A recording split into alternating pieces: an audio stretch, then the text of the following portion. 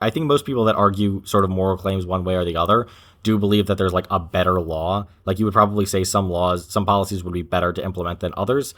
My view would be that it's better to write laws that are informed by the belief that personhood begins at conception.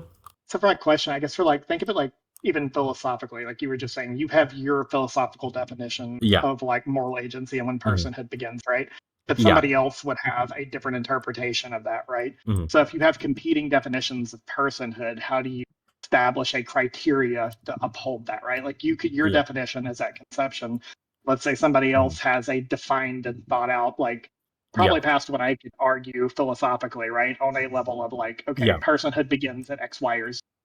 Hmm. What sets one of those criteria to be right over the other Over the if other. they're both well rationed and supported by data, right? I think that's where the legality argument comes in, is because, yeah, I think laws Hmm. should be informed by Hmm. philosophy.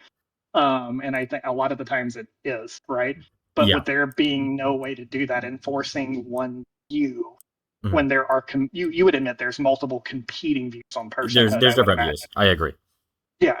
So, like, at what point, why is the way that you're viewing it conception the only way?